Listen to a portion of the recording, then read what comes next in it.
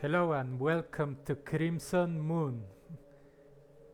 We will be continuing with our read of Decoration Disorder and Disconnection, a fun visual novel version of Kinoko Nasu's light novel series. Last time we were going to look for someone possessed by a demon that has been hunting dogs and cats. So without further ado, let's continue. Alright, we were in a restaurant talking to a new character. Senpai, you're late. Were you at Kaye's place again? Suranui pouts as she puffs up her cheeks. She mentioned the time as if it's a matter of fact, but we haven't even made any damn arrangements to meet. One club sandwich? Drink? No, give me water. Water! And he ignores me without a flinch.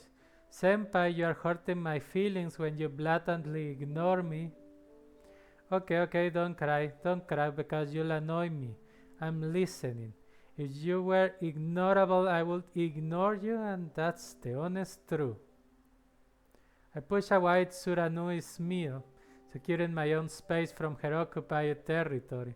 From the looks of it, she already finished her dinner, and on the table were dishes of completely eaten pasta, salad, and cake. Damn rich as usual, despite being a student. Suranui, I'll say this in advance, but I'm starving to death. I'll listen to you once something gets stuffed in my stomach, so please shut up until the food comes.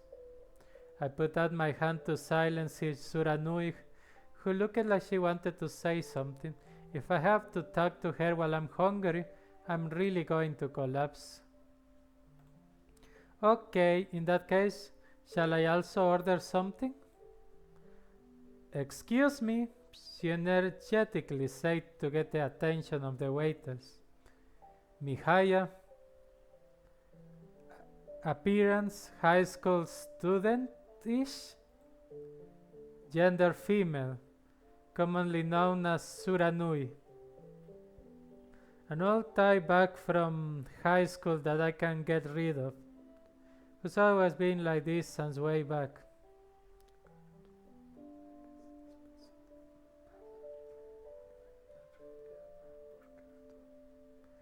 To sum her up broadly,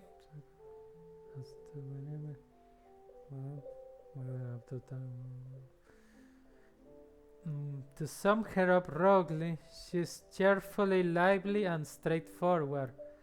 Fumbler that can't lie. In other words, she's a maximum goody two shoes. Seriously, I have trouble dealing with her. The cheapest dish here is the club sandwich. In contrast, the most expensive is the undelicious dog liver. The most profitable items here for the pub are the alcoholic kind, but I'll stick with the food, so. Oh, so Kiri-Susan has been gone since last week? Munch, goes the rich girl. Mihaya, age 19, while eating her foie gras, the stereotypical modern kid that lacks self-control, who wants what she wants and eats what she wants to eat. Have you turned into a pig? Alright man, calm down. Yeah, he's out of town. He mentioned something about a daughter of a rich family getting hit by demon possession.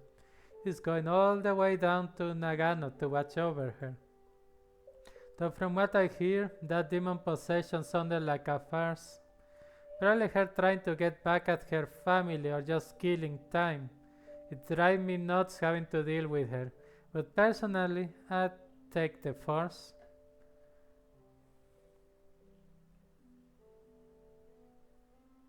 Honestly, I also want to go too, but there's this rule about people getting admitted once, not being able to go to other prefectures. I get left behind and Kirisu gets to have fun outside. I don't like the idea of getting shot by Mato-san either, so I left a good deal to my partner. Hey wait, Suranui, I don't remember you being a strong drinker. Suranui drinks down the wine at an unbelievable pace. The decanter looks like it'll soon be empty. I'm a strong drinker. Oh, this is no fun, senpai. Let's stop talking about demon possession. I'll barf if you don't talk about something brighter. Terrifying. The terrifying part being that she's a monster that'll jump from statement to execution in no more than a few seconds. If she says she'll throw up, there'll be a hideous sight waiting for me 3 seconds later. Hold it? Do not throw up, Suranui. Even if I'm put on the blacklist here, the only regular place I'll have left is the nearby family restaurant. In that case, please talk about something brighter. Senpai, ever since you left the hospital, you've been talking about nothing but demon possession and have been a real party pooper. Why not talk about something more appropriate for a man and a woman around age 20? Yes, if I say so myself, I am a party pooper. But forgive me, Suranui, the bright topics have been out of stock lately. Don't ask for too much, it's just not as if the gossip about the loonies is anything new, either. Just what is bothering you? Well, in demon possession, people get taken over by their suppressed emotions, don't they? Then couldn't the same happen to me? I'll get the blues because of your gloomy stories rather than be demonized. When pigs fly. If she gets demon possession, that'll be the end of the world. So awful, so immediate, and that's the one part of you that's still the same as before, Arika-senpai. Suranui glumly chomps down on her dish. The amount of nutrition she's taking is 5 times mine. How you turn into a whale? Hey, you sure got some nerve doing that in front of me while I'm settling for a club sandwich? Could this be a sign of obsessive compulsion either? Eh? Senpai, you are hungry? I'm hungry. This is the only thing I've gotten to eat today. I don't even have one cabbage waiting for me at home. She stops. Suranui knits her brows and is deep in thought. I'll make an educated guess. In other words, you don't have any money, but you would like to eat a little more. Close, I don't want to eat a little more. I want to eat until my stomach's full. Oh, I see. If that's the case, I'll think about it depending on your move. Senpai, I'll pay you for the meal, so please be my boyfriend. Sorry, I think I'll just starve to death. Well, that's the worst thing you could possibly tell her. Jeez, you piss me off, jeez. Why not? I am an intelligent and beautiful girl 1 year younger than you. Then you know it's a good bargain. Nah, the payment and the work don't match. And he says that with a straight face. Dump it again. I am and as cold as ever, Arika-senpai is. But I'm weak against that part of you. Excuse me, I'll take a double float, please. Suranui buzzes in her hand in the air.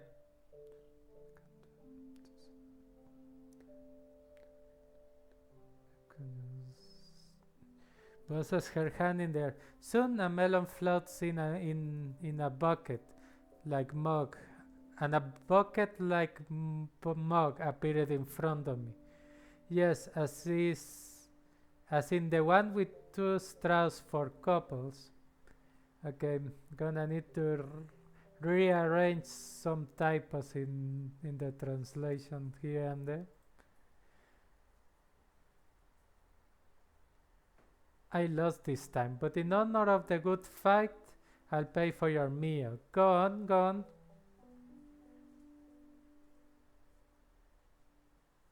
There's something wrong with this picture. Putting aside Suranui's and she's already obviously messed up, there's something wrong with this store for having this on the menu. Actually, just from the name, there was something wrong with this place. Suranui, you know that I've got a bad chemistry with soft drinks, don't you? I can't drink this. Eh, you were? Oh well, in that case, shall we be a bit low-key-ish in splitting this jumbo omelette rice?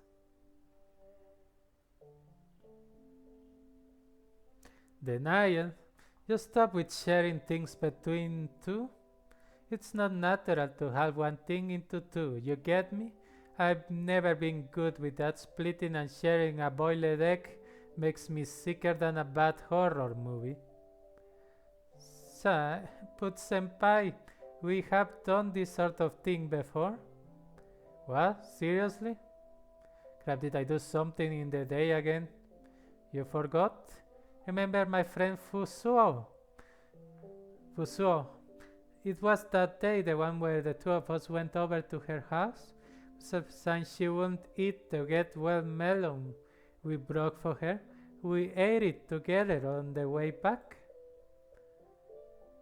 As soon as I realized you had cracked the melon against a utility pole, so you calmly gave me my hat without saying a word. Ah, the wonderful days of my youth. The senpai back then had still been just a little bit more lovable. I don't remember that. It's completely slipped out of my memory. I closed my eyes trying to remember, but what I got was this grainy, gravelly snow. Being Suranui's friend will make her a girl. A get well present. Visit because she's sick.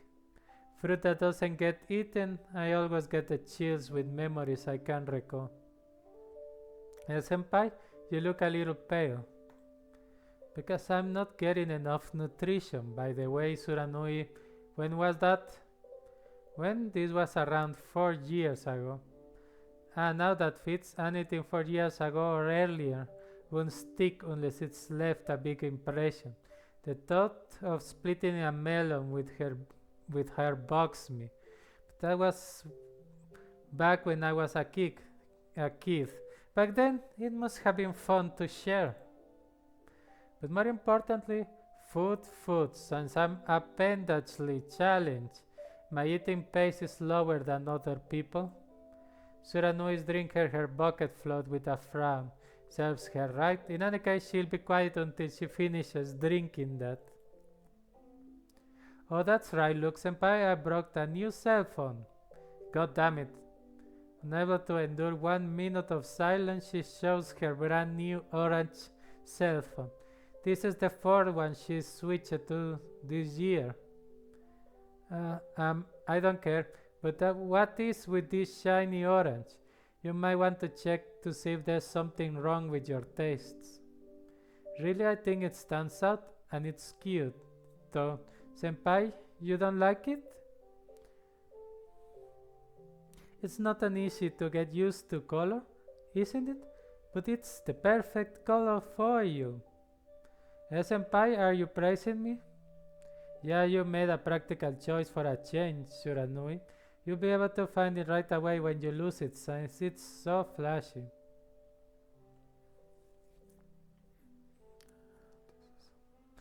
Her head drops sharply. Yeah, well, it doesn't stand out, but I have to admit, it's a charming phone. That kind of junk will turn into precious belongings with one bit of emotional attachment. Oh, fine, whatever. The goddess of light colors just can't be conveyed to my dark senpai. Anyway, my phone number has changed, so please register it. There we go. Roger, I'll sort it later. You don't pet your old one? Just while eating, my eyes are fixed on the club, my mind on the sandwich. I still have it, but I can sell it the contract. Have this dream of making a robot from cell phones, so I'm collecting them. That being the case, if you ever change your cell phone, could you give me your old phone? Your old one?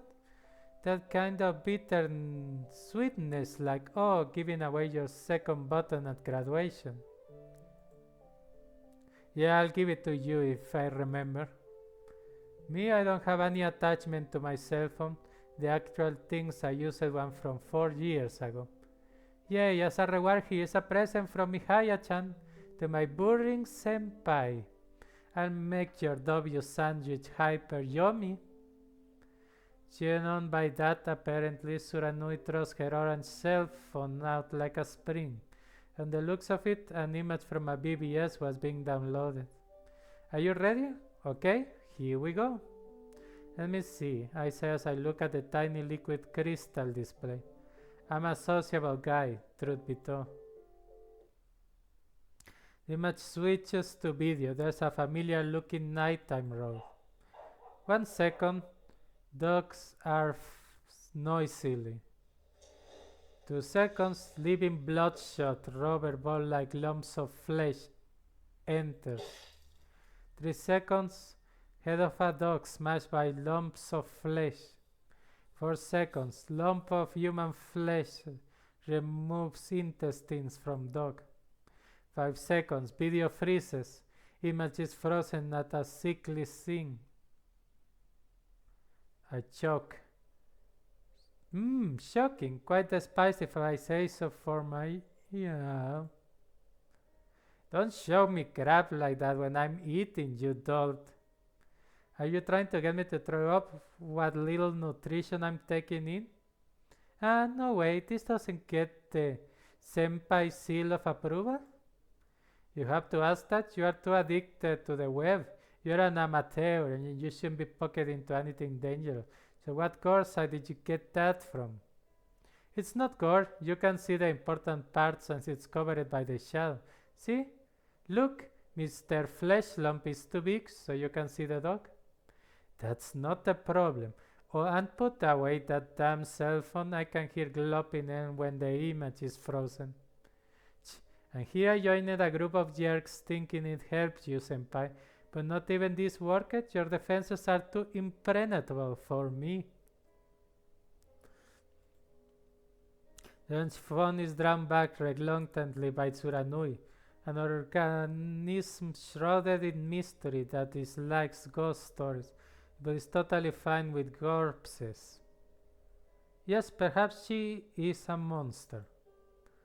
But you are intrigued, aren't you? You know this is a picture taken secretly of the new rumored demon possession. Say what? I don't get. What do you mean rumored demon possession? The one that's catching and eating dogs, senpai. You haven't heard? It's strange. It's a name that's been appearing in any chat for the past 3 days. It's called Yukio. You don't know. Sorry, he has no internet. No, first time I hear anything. Could you give me some details? Suranui's explanation was simple. There's been someone out on the streets since 1 month ago kidnapping and killing dogs. It was witnessed by somebody who then went around saying that the killer was demon possessed. A nickname has already been given, and thus the demon possessed dog killer was known as Yukio. I take out a memo and a check. And check. Oh, look. Looks like I met him. I wonder what kind of harassment I'll get from Mato-san if she finds out. Suranui, thanks. This really helped. Next time I'll appreciate it even more if you talk about this kind of stuff at night like you did today. By this kind, you mean what kind? Talk about the kind that involves whether you live or die. And don't meet me in the day. If you don't want me to stand you up, don't phone me. Mail me. Anyway, show me that video one more time. Sure, but you could also download this video anywhere. You'll have better picture quality if you see it in your own room, senpai. But I still watch. What happens is exactly the same. Too dark, can't tell much from it. Someone who just happened to be around the right area recorded this while hiding, huh? Wow, it's amazing what advances have been made in cell phones. You could say that they are natural enemies of spontaneous criminal offenders. The materials that could be investigated rank from phones to recorded footage and up to the internet. The phrase isolated area really looks like it will go extinct pretty soon.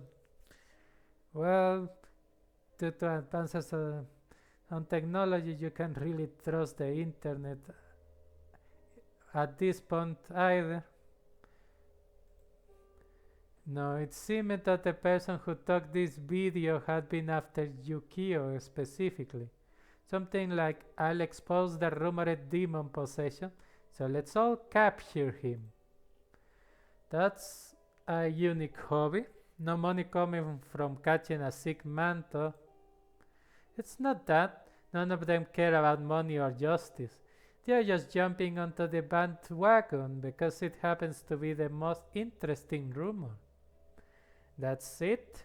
It's just people ganging up on an easy to understand target.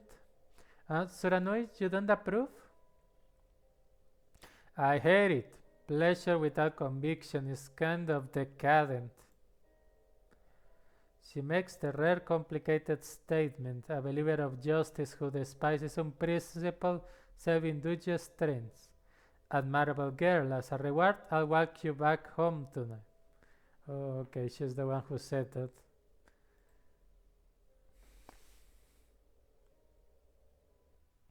Hey, senpai. So in the end, just what is demon possession? Everybody's saying that it's depression, but do people keep dogs when they get depressed? I wonder. The vapid question echoes in the empty road. Suranui's apartment lies at the end of the manufacturing district, completely in the opposite direction of where my apartment is. It used to be a woman's dormitory for a bread factory. The rent's ridiculously cheap.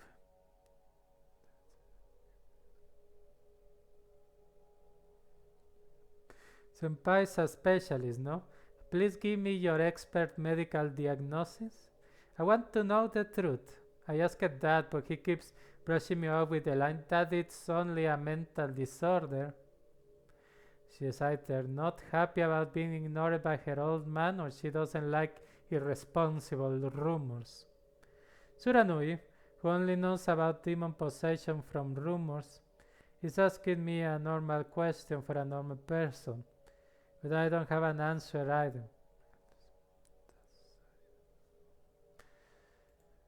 I don't know. Next time, I'll ask someone who might know.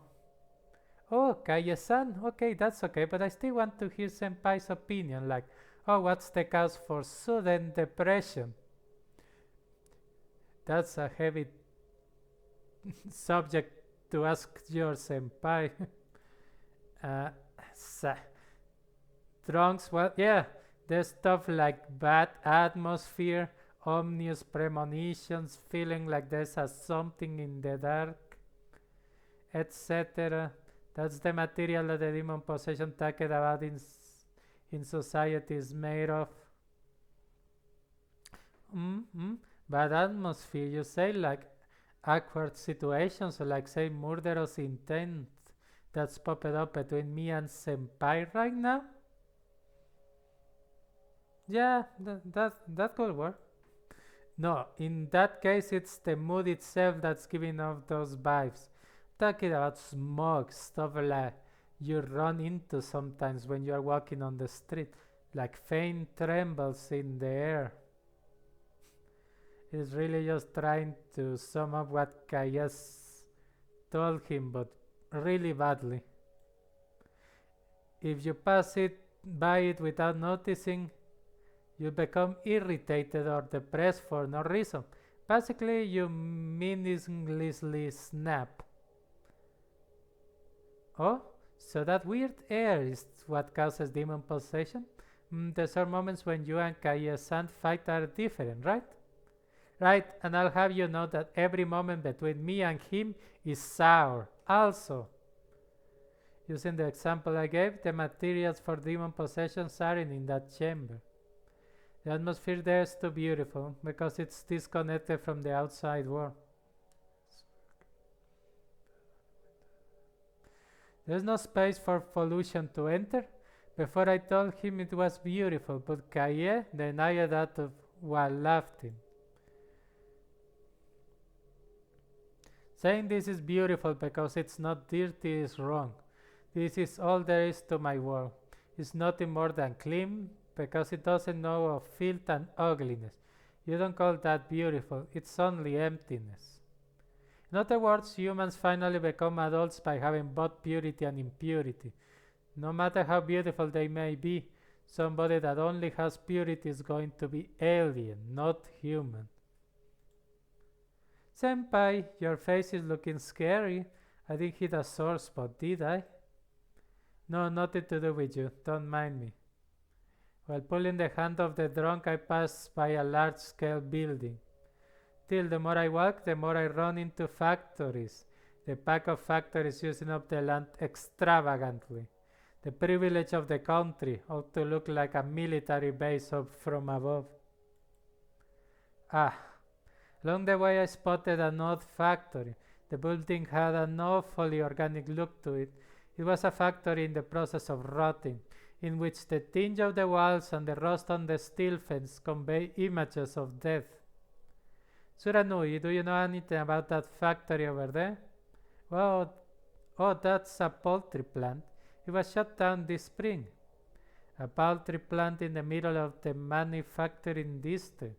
That's supposed to be a metaphor?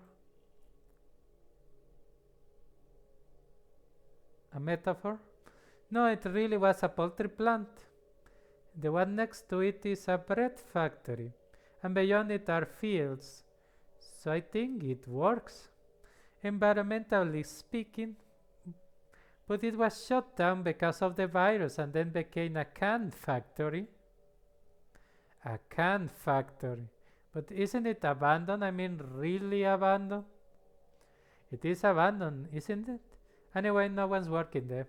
There had been plans to convert it into a can factory, but the funding went dry eventually, so it was left like that.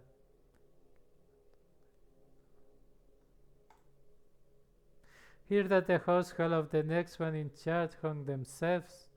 Now they are looking for the next lesson.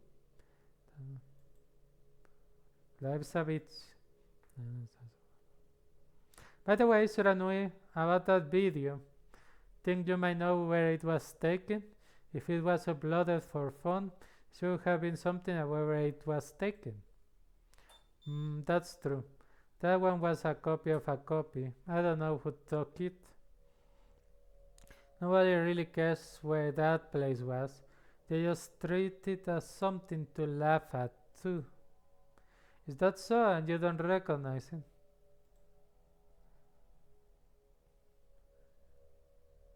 Nope, even though this is Shikura City, is still a big place. I don't go to stores in the alleys that much either. Senpai, have you seen it before? Oh my aching head. If you live around this area, you should as hell be able to notice.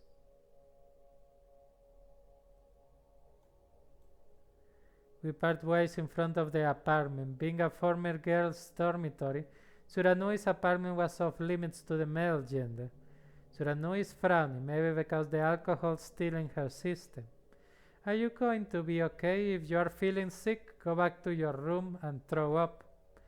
I don't feel sick. I've been a while since I was sent back home by you, senpai. Somehow happy I can't sleep. No, I'm so happy I think I'll die. Didn't need to worry. Yeah, die. See you later. Don't stay up late.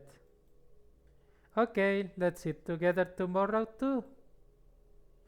Confused, Suranui returned to her room. then walk forward. Not then, and then, before I go home, I'll take a little detour.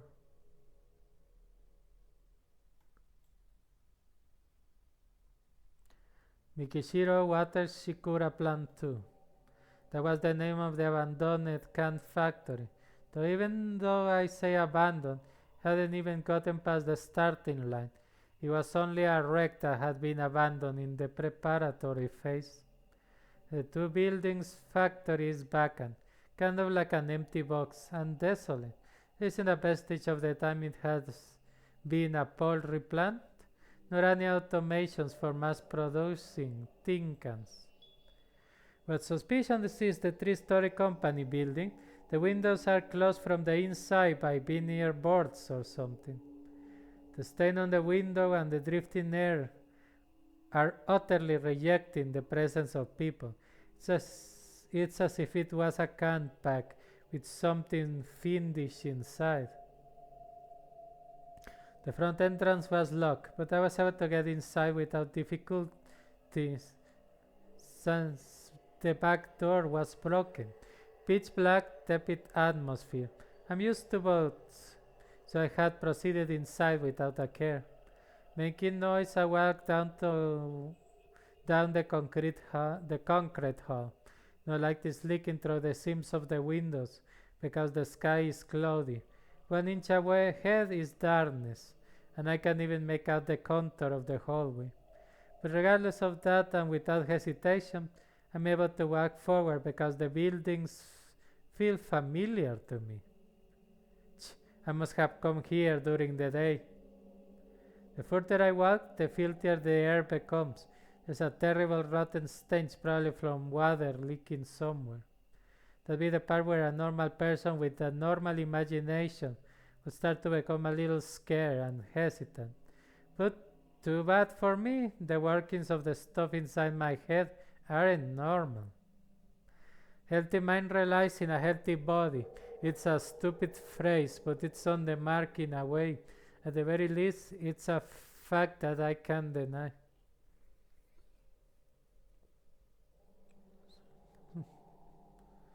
Two years ago, when I lost my left arm, I stopped feeling threatened by things. The body and the mind have the same form. Does losing part of the body also cause some emotions to go away? Oddly enough, with the loss of my left arm, a part of my soul had disappeared.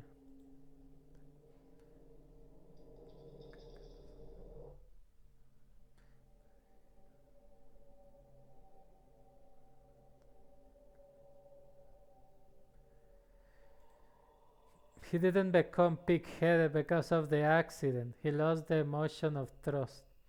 Could be conceivable. I can say outright that losing a part of the body doesn't cause the mind to lose anything.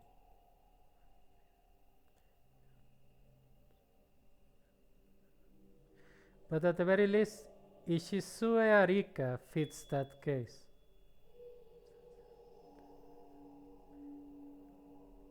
The bigger the damage to the body, the bigger the damage to the mind. A left arm's worth of damage resulted in the complete scrapping of my wits, of my ability to feel threats from external factors. To put it frankly, I become fearless. Okay. Except since I'm not missing fear, stuff that I think is scary is going to be scary. To be accurate, what I lost was an animal instinct, the defensive mechanism against threats. According to Kaye, the advantage of this is that I'll be liked by most animals. This is because my caution's been weakened, apparently, but I'm not happy at all if I'm liked by lions, tigers, and bears. Oh my. Even if I can feel threatened, scary stuff is still scary, and that part in particular makes those animals even more pleased. What the hell? The cell phone alarm fades into the darkness. Okay, time's up. I'm going home. Man's got to know when a man's got to leave. stopped by the factory simply because I was curious. People with low caution will act just out of some stupid curiosity. Humans are the type that will walk straight into death if it weren't for signals saying, uh-uh, stop, this is dangerous. Since I can't determine when to pull back without those signals, I have to make definitive rules and policies on it. The rules this time was 5 minutes. I commanded myself to enter and then go back once 5 minutes pass, no matter what.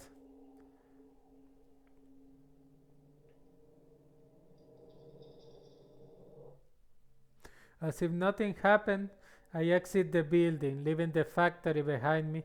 It's obvious that there will be a new urban legend in Shikura City if I ignore it, but I don't like the idea of poking into the bush just to get bitten. So don't come here, you might say, but the rules are up because I can do that. Though it is a ghost story ridden town after all, so who cares if there's an extra one or two haunted broiler buildings? There's already plenty of disturbing stories here, like the family massacre in the mansion, the train of human hands running in the subway, the man eating delusional housing complex. I don't think I'll be punished by closing my eyes to one or two potential ghost stories. If there's anything I'm concerned about, it's that there's a ghost spot close to Suranui. Should be good enough if I want her first thing in the morning. I'm going back to my room. I satisfied my sudden curiosity. I don't want to have anything to do with this demon possession. If I get involved, it'll have to be responsible and be put face to face with some scene I don't want to look at. I have my hands full just taking care of myself. I can bear the weight of other people with a sense of justice that's on par with putting a lid over something that stings. I only have one arm. I'm not smart either. A weakling that can become strong can only get by minding his own business as much as possible. After all, no one's going to bail me out if I ever get in trouble, right?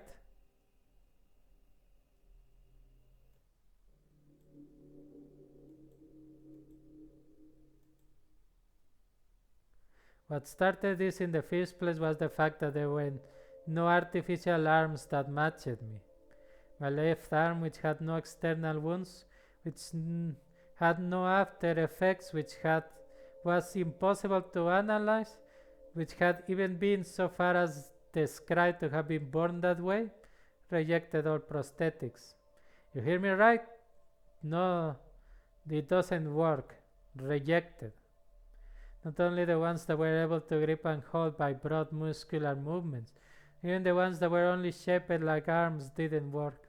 It's a contradiction, but when an arm is fitted, the left arm that I had lost hurts. The doctors judged that it was a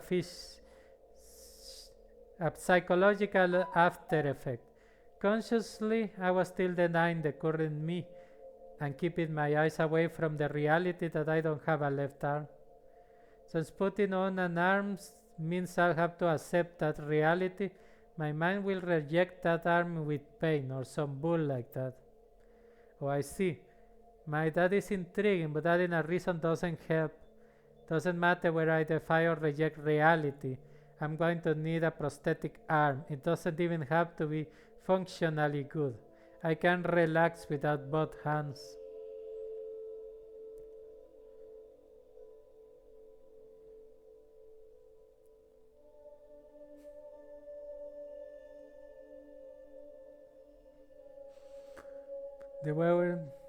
During my stay, I tested out all the arms in the hospital. Seemingly there had been compatibility issues with the materials, leading to a variety of pain. There were ones that caused sharp pain, vomiting, even ones that made me lose consciousness. In any case, there'll be difference with each of them. If that's how things are going to be, I'll be patient. And so I persistently searched for one that worked with me. and the last place I reached was Karyokaye's underground chamber. Looking at me, he said, oh so pleasantly, "Ah, that arm had been taken by a fake, hadn't it?" And showing me the one arm in the world that matched me. "Your arm, Ishisue-san, it's only missing, but it's still connected to you. As long as your arm doesn't disappear, you can't attach a new one." Kaya told me that even if the physical arm is gone, I still have the conceptual one. After all, you don't have any lingering attachment to your lost left arm, no? Those words, that point itself was the first psychological wound I received since losing my arm. It was true that I didn't even think about getting back my left arm. To me, that left arm had never been there, which was why, even if the physical form is gone, a form that had been non-existent from the start won't change. Its sensations are alive, a normal artificial arm. For you, it's like wearing clothing on the insides of your body. Of course, that will make you so sick as to pass out. Yes, even though the corporeal arm was gone, the sensations and only them were still there. Talking about images, this is an extremely way of saying it. But as long as I close my eyes, my brain can perceive my left arm just like it used to, work it, even grab things. Because it's only a sensory trick. There'll be times when inexistent flows into non-existent, but there's no such thing as non-existence moving existence. The only things non-existent sensations can touch are the similarly non-existent form, a formless sensation. Because it is non-existent, it cannot touch what exists. But because it is non-existent, it can intermix with the non-existent. In other words, okay, that's a lot of saying existence here. But an imaginary sensation will accept the same imaginary beasts. How marvelous! Ishisue Arika, the left arm of yours, is the ideal demon. The damn punk, how he described it again? The next morning, October 10th, weather's cloudy according to the forecast. It was the same weather as yesterday. I got a bit lost in that description, but I'm going to guess Arika's prosthetic arm has some sort of power. Or maybe his phantom arm. That's the kind of stuff Nasu will do. I change and head to the outer forest. The kiddo is actually quite a sleepyhead, so I can get away with showing my face there by around 10 in the morning. The time is before 9 a.m., the right time slot for getting there with time to spare, bearing any unnecessary trouble. Put in a call to Suranui while on the way of getting out of the residential district to head to the outskirts of the city. She doesn't answer, still sleeping. Put sleep message and love after the beep. Moron. Hello, this is Ishisui. I'm saying this just in case. About that Uchiyukiyo-kun, you have a chronic predisposition for victimization, so don't get too involved. Also, you sound like a moron, so change your damn answer phone. Hammering the nail into the coffin of last night's business, I exited the region's line of blocks that make up the residential district.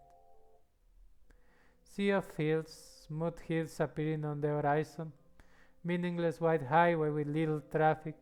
The village landscape was as it was in the past, with absolutely no change for 20 years.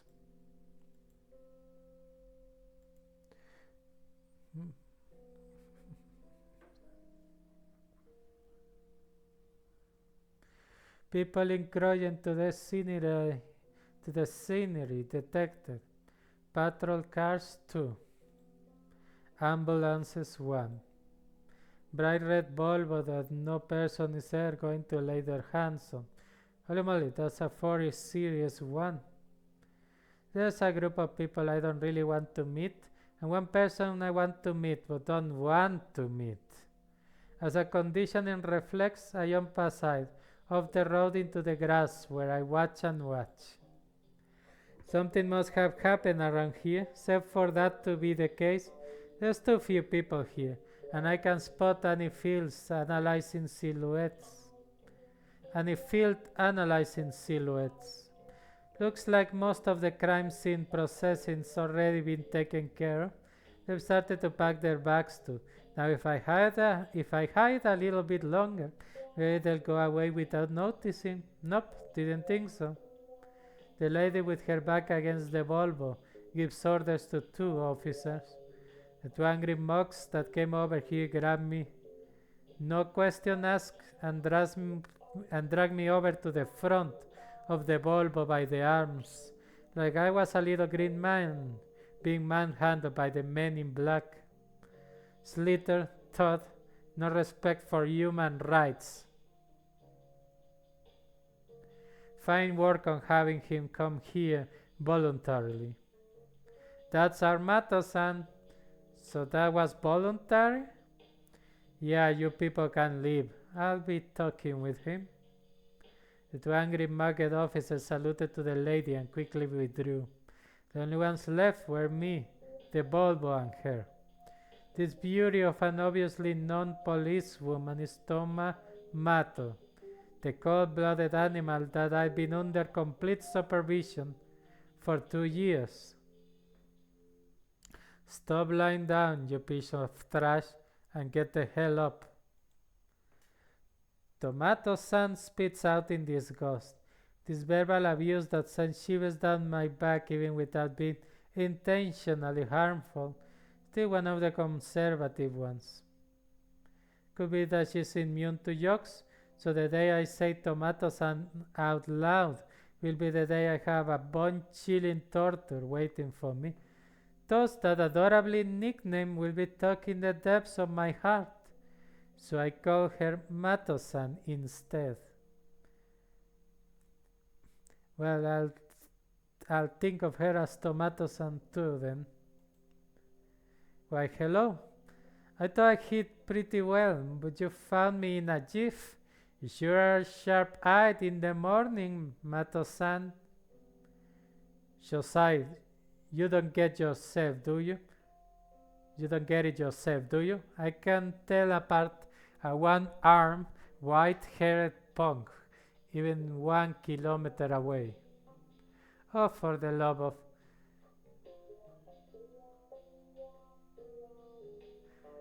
Don't act suspiciously when there are people around. In your case, one question about your occupation would have landed you in a police cell. If I hadn't done that, no one would have accepted otherwise. Oh, you mean you had them hold me here to protect me?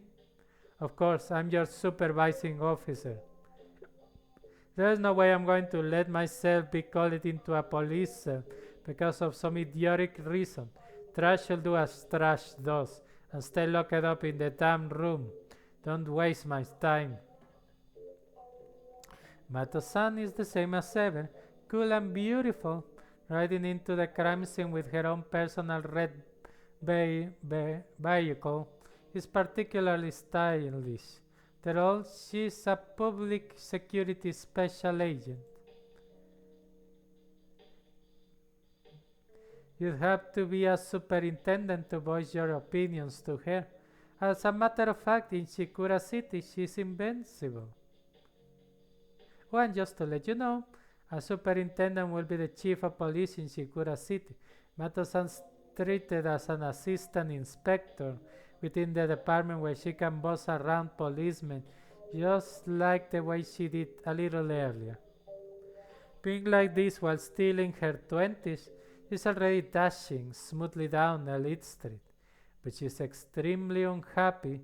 It seems Mato-san's desire for career advancement is 10 times that of a normal person. Convert the normal person into Shizue Erika's numbers, and the calculated result would make her look like a diabolical superwoman, 10 times greater than me, and the true nature of that woman is a sadist that loves tormenting us weaklings. Wipe that insolent expression of your face. It's disturbing. It feels like I'm being laughed at by an animal at a zoo. Please don't complain about the way my face is naturally. So what's the scoop? I'm curious, saying that this is where I pass by to get to work. My being here means it could be for only one reason, of course. We took into protective custody a patient still in his initial stages. He was being home treated, but he ran out this morning. I received a report from the parents, and this is where I caught him. Talking to a protective custody sounds nice, but the reality is that it's taking the guy by force. Being an officer in a public security department that takes custodianship of people with agonist disorder, more commonly known as demon possession, is Mato-san's main profession. The public dubs it the coffin department, after demon possession, modern-day priests who save those inflicted with demon possession, though she doesn't take into account human rights one bit. Huh, busy from the morning, eh, Mato-san? Oh, you got that right. This isn't my damn job. It's the police.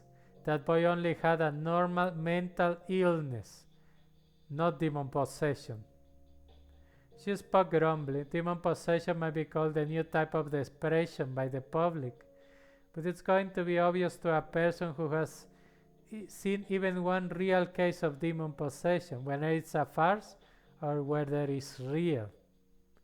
In real demon possession, there'll be anomalies in a person manifesting severe symptoms that are not only mental but physical. It's not a psychological injury, it's an ailment that appears physically.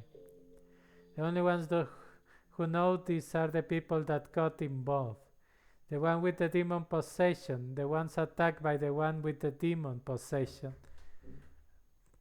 and the ones taking the one possessed with a demon into custody. Mato-san is affiliated with the most powerful of the three, the custodians. As far as demon possession goes, she knows way more than me. A normal mental illness. Has there been an influx of hoaxes? Yes, there's been an influx. Thanks to that, I received more unrelated work to plow through. At this rate, it will take me 2 more years to finish everything. Until for this job to score points, as I was under the impression that it was a 1-year job. Seems the truth was different from what I heard. Mato-san, being the type that likes looking down at the world from a room in a high-rise, doesn't like working in the field. But she once confessed when spotted out by alcohol that because she loves handguns, her dreams was to run the director's office at a shooting range. Scary, seriously. In any case, that smile fry isn't important, but more importantly, Shosai, have you heard of the new rumored demon possession? The dog killer? I heard about it last night. Something like catching and eating dogs and cats. She's kind of observing me with a cold glare in her eyes. Yep, please, don't find out I'm hiding something. Shosai, I've said this again and again, but I hate your kind. Well, of course, if you say you like it, Osmato-san, you will be the strongest pervert out there.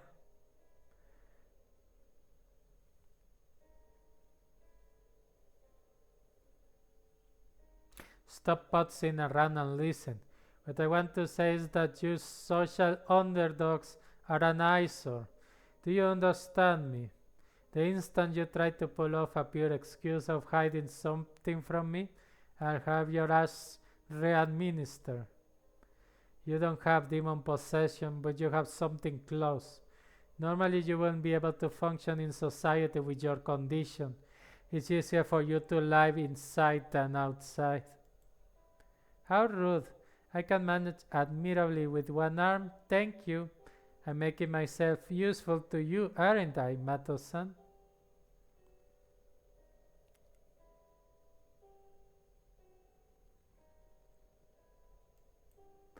If you really aren't hiding or forgetting anything, then fine. I am returning to the subject at hand. The dog killer I mentioned is what I'm really after. Like you said, pets are being cooked. Rip it to pieces and turn it into cuisine right on the spot. By cuisine, I'm talking about the type that's eaten while still alive. Here, these are some pictures of the crime scene. She takes out some documents from the car and shows them to me without hesitation. Well, that will be all for this part of DDD. Thank you very much for watching. Feel free to like and subscribe if you wish to. And we'll see you again here at Crimson Moon.